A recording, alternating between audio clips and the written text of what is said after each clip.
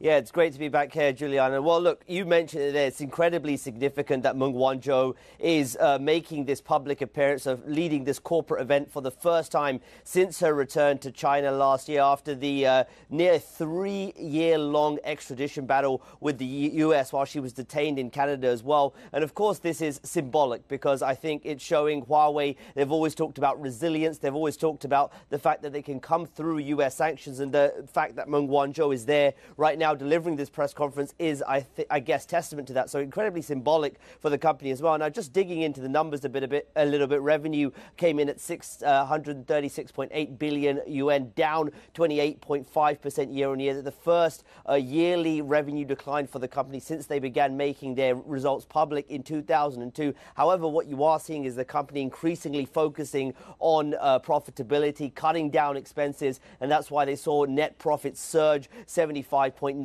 for the year. Now, I just want to get into individual businesses that the company has at the moment. What we are seeing right now is the continued impact of those US sanctions. Remember, Huawei was thrown on that US entity list in 2019. The US has sought to cut the company off from some key components like semiconductors as well as software, and you are seeing that filter through now to the business as well.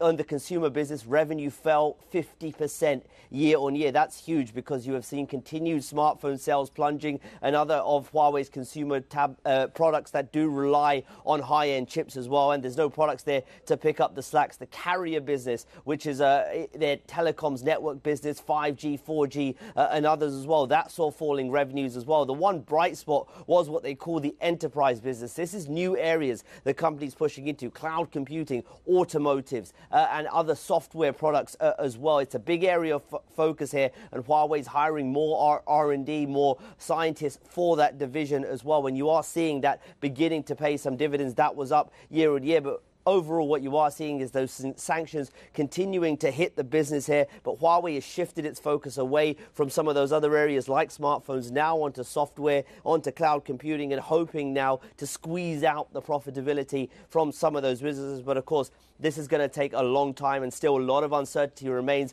with this business going forward. So clearly a very tough year for Huawei last year, but they are trying to stay resilient and push forward into new areas they hope will pay dividends in the future, Juliana.